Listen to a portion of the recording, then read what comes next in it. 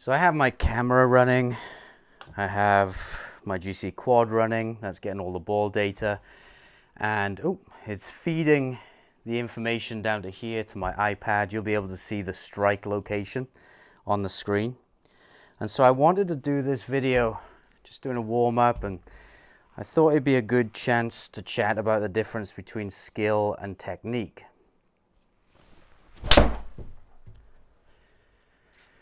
Felt a little high on the face, a little toey, not too bad. 7mm toe, a little too high on the face though.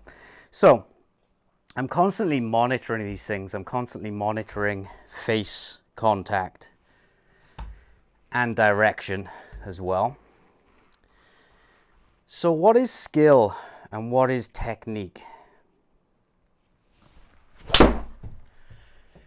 So technique, think of technique as what you do, the method employed.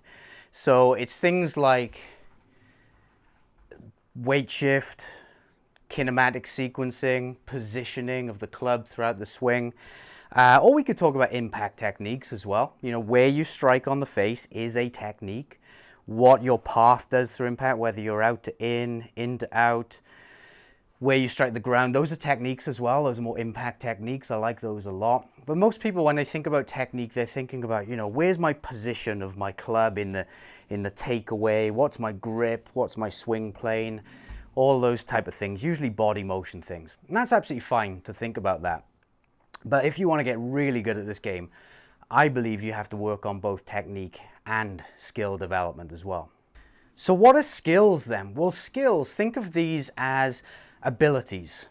So abilities to change the outcome based on intention alone. So you are basically saying, I want to do more of something, and you can achieve that. So a highly skilled player can change the outcome just by intending to do so. So an example of that last one was 1mm off the toe. I have to refresh my screen. 1mm off the toe.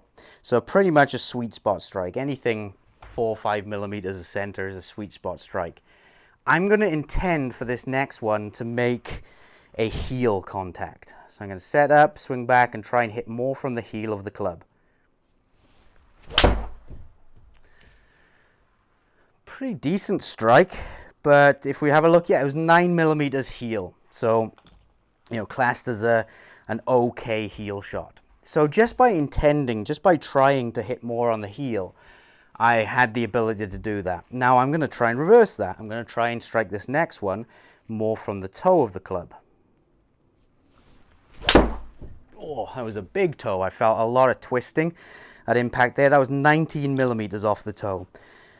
So let's take that a little step further. So I hit the heel, I hit the toe, I hit the center just by intending to do so. I'm going to try and hit the next one off the toe again, but less so than the last one. So the last one was 19 off the toe. I'm going to try and make it maybe about 10, something like that. Definitely less toey. What was that? 8mm toe. Okay, cool. So it's not only your ability to change where you strike on the face that defines a skilled player, but the ability to do it precisely.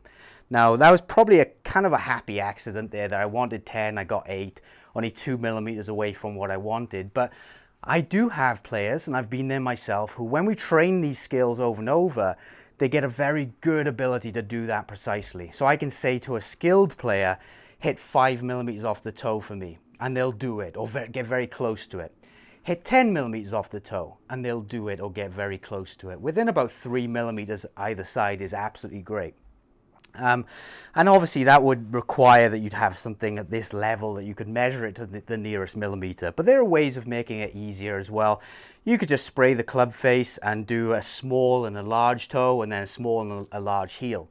So that's an example of one skill, the ability to move the face strike around. Now, I haven't got a clue what I changed in my technique to be able to achieve that. I might have changed just the setup. The swing might have looked exactly the same. I don't know. But my brain was focused completely on just striking a different part of the club face, and I was able to do that. It's a trained skill. I wasn't always able to do that, but now I am. Now, other examples of skills would be the ability to change the path. For example, that last one was 2.2 in to out. So I swung the club a little bit from the inside, you know, producing more of a draw kind of pattern. I'm going to try and change that for the next one. It's even same setup. I'm going to try and swing more out to in for this next one. So we're going to see if we can create more of a slice pattern shot. So I've got a fade onto the target, not the best of strikes. And you can actually work on combining these things as well. You know, once you're really good, you could combine face strike and path. But it was okay. I achieved what I wanted to. I got a 5.2 degree out to in path. So just by intending to produce an out to in path, I could do that. Now, those of you who know my nail drill, if you haven't seen it, go and watch that on YouTube. Type Adam Young Golf nail drill. You'll know how I achieve that, or the visual that I use to achieve that path change. I'm going to try and swing for this next one more in to out. I'm actually going to try and go for a specific number. I'm going to go for a 5 degrees in to out. So it's drawing back in. Come on. That's okay. That's a good shot. I'll take that. I wanted 5 degrees and I got 5.3 degrees in to out. So I would say I'm pretty skilled. I've practiced these things, obviously. But my ability to change the path and do it quite precisely is something that I've practiced. So I'm highly skilled at that. Highly skilled at face strike. The other one will be ground contact. So we know that we should come down with an iron, hit the ball first, and then turf, or ball and turf together, very close to. Your ability to not only do that, that's a technique, but your ability to hit different parts of the ground is also a definition of your skill. So those of you who've seen this divot board, so this is where you can work on ground contact. So I can't really swing in this direction much. I can do a little chip shot, but if I started on the center, my ability to swing back and hit different parts of the board, so hit too far in front, hit too far behind, and then find that middle ground, my ability to do that is the skill of ground contact. And if I'm very precise at that, then I'll be able to do it in a controlled manner. So if I ask myself to hit 2 inches in front of that spot, I would be able to do it if I'm highly skilled. So that is a way of practicing ground contact. So you can see these skills are basically you're asking an intention of yourself, or you're intending to do something. You're intending to make a change in a given variable, such as face strike, ground contact, path, even face direction. So you're asking yourself to make a change there, and then your ability to do that and do it in the right amount is where your skill will be set, or that will be the definition of your skill level. So why do we need this then? Why not just work on technique? Why not just work on hitting the same shot over and over, your ability to hit the sweet spot over and over? Well, that's how I used to think. You know, if I went back 20 years ago, that's how I used to think. But after a lot of coaching, a lot of studies, doing different things with different pupils, you know, getting one group and working only on technique with them, getting another group and working on skill with them, what I found was the skill approach was incredibly powerful. And I've experienced this in my own game as well. And all my followers, the emails that I get every day, you know, people who are taking this approach on and achieving new levels of success. And like I said at the start, I think that this isn't a case of skill or technique. It's not a case of doing one and ignoring the other. I think you should work on all of them. But most players only work on technique, and they're always working on much less relevant things than they should be. You know, like, is my takeaway textbook perfect? You know, not that there's a perfect position for the takeaway. All this stuff sometimes gets ridiculous, and it'll go down a whole rabbit hole. But if you're only working on things like positions, you're really missing out on a lot.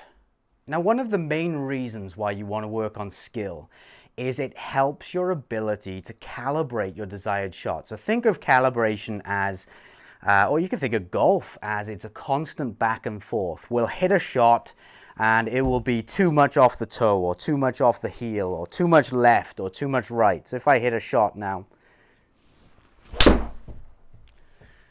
felt pretty good, direction was good. Okay, so it was centered, but okay, I would say if I'm being really picky there, it was a little high on the face.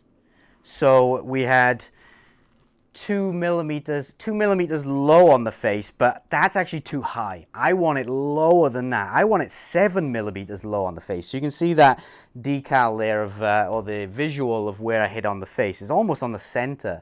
That means I've struck it fat. So what I want to do is I want to get it lower than that. I want to actually strike closer to the bottom groove. So for this next one, I'm actually going to try and strike the ground farther forwards, which should reduce the height on the face. It should lower the strike.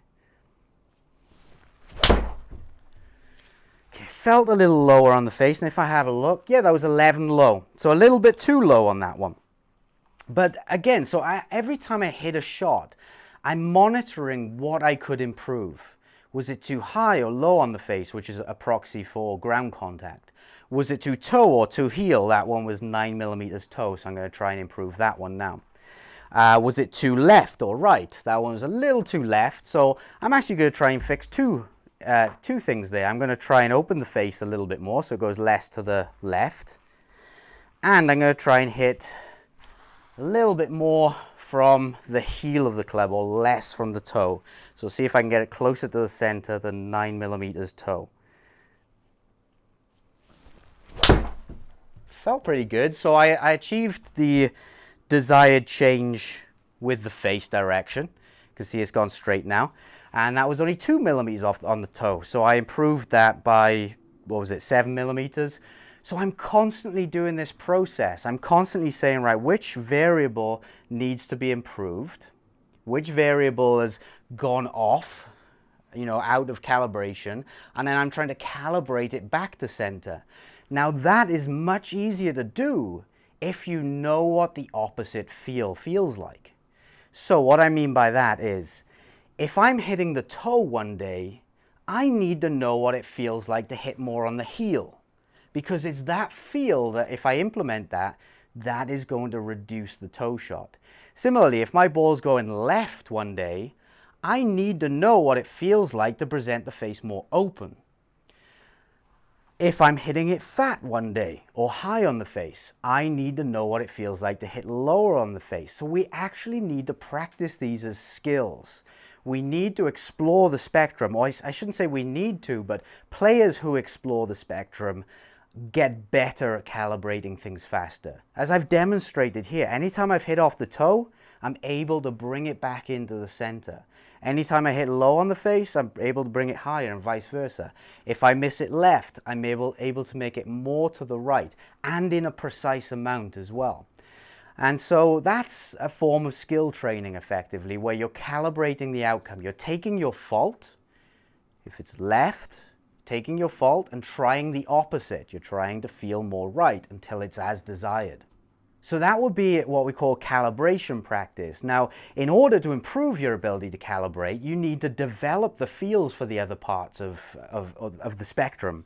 So, for example, you need to be able to hit more on the toe. So I'm going to hit an extreme toe for this next one.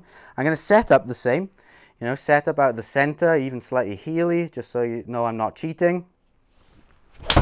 And hit right out the toe. That was horrible. That's going to lose a lot of distance, and we can see that strike 32 millimeters. And then I'm going to feel the opposite side of that now. I'm going to go for the heel. I don't like doing this too much because a shank could kill me in this room, but I am going to try to set up the same way, swing back and heel it more.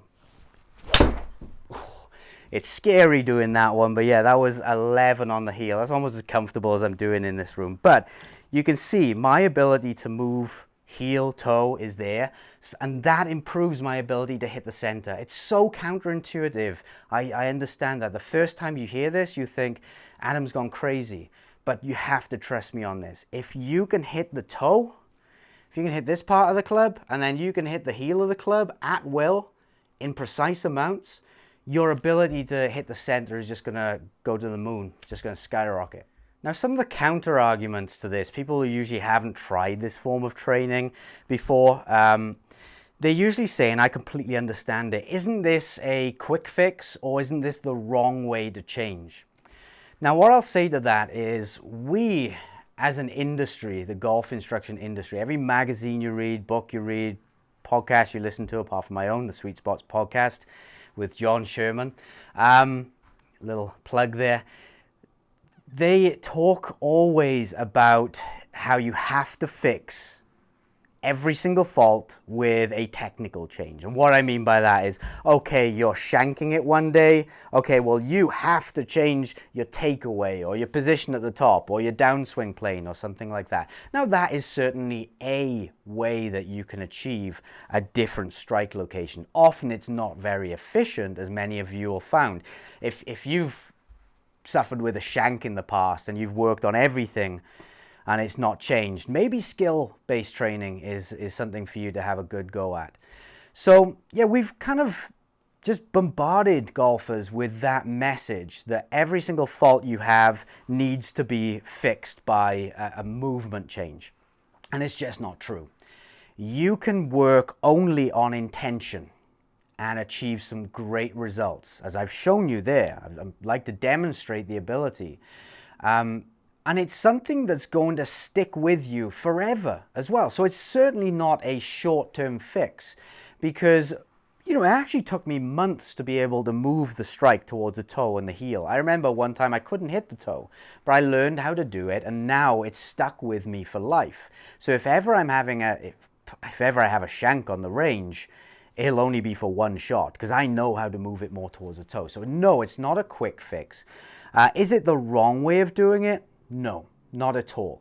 You can use it with a combination of technique work if you want, but in a sense, when you do change your intention, if I stand here and say I'm hitting off the heel one day, and so I stand here and I try to hit more the toe, and in the act of doing that, I start flushing it, well, I will have affected my mechanics somehow. The intention of trying to strike a different part of the face will change my mechanics, my swing at some point. Might not be too visible on camera.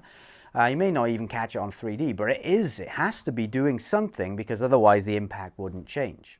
Now, does that mean I don't work on technique? No, I'm a very technical player. I'm actually a very technical coach, but I like to get players to do a real nice balance of this, and technique for me is only a small portion of it. So, if someone came to me and they were a player who's hitting shanks, as many of you are, I would look at their mechanics and I would say, right, this is what your body is doing that is balancing your pattern more towards a shank. I don't want to say causing a shank, but you get the idea. So these are the things that you need to train out of the movement that will reduce that shank pattern. But you also need to work on your ability, your skill of hitting the toe side of the club. And I might start with little chip shots with a player, just swing back, hit more off the toe, little chip shots, and we might build up from there. And then we work on doing different varying amounts of it. So small toe, big toe, and then even working on the wrong part, the part they've been trying not to do, the heel. So I know all this seems a bit crazy, but in 20 years time, you're going to look back on this video and go, wow, Adam knew what he was talking about there. Trust me, it's going to be more commonplace in the golf industry. I already see it. Go back 10 years ago, no one was really talking about this, hitting different parts of the club face, and now you get a lot more high-profile instructors talk about it. So if that's happening, if the industry, if the brightest minds in golf instruction are going that way, then maybe it's something for you to consider as well, adding some of the skill training in your own practice regimes. I'm going to give you a quick breakdown of the main points, but before I do, give the video a quick like and subscribe to my channel. It helps me out, but also the YouTube algorithm will show you more golf-related content like this if you enjoyed it. So to summarize that, the difference between skill and technique is the method employed. So that's things like your shoulder turn, your weight shift, your positioning, whereas skill is an ability to change an outcome through intent. So you saw me change my face strike location just by intending to. So some skill examples: the ability to change face strike, toe and heel, or vertical face strike, so higher or lower on the face. Face direction, making the ball go more left or more right, or path, so changing the curvature of the shot. Angle of attack and loft, those are examples of more advanced skills. And the benefits of skill training are better awareness. Players who do this, they have a better understanding when they miss the sweet spot, for example, as to where it's been and by how much. I'll hit a bad shot and I'll be able to say that was 10 millimeters off the toe, whereas many amateurs won't even be able to identify which part of the face they hit. It also improves your conscious fixing, so if you're hitting the ball to the left and you want to make the ball go more to the right, you'll be able to do that consciously, but also from an unconscious level, just improved overall performance. When I've done skill training with players, they end up as better players than those who don't do skill training. It also allows us to play based on feel rather than being stuck in swing mechanics mode. So if you enjoyed this and you want to learn more, go to adamyounggolf.com. I've got loads of different products on there that help develop your skills further. Things like the strike plan that help you with obviously your ground strike and your face strike, and then the accuracy plan that helps you with path and face so you can control the direction a bit more. I've even got Next Level Golf as a program. That's really, really big one that has loads and loads of different topics in there, from strategy, psychology, how to practice, as well as all the skill training and technique work.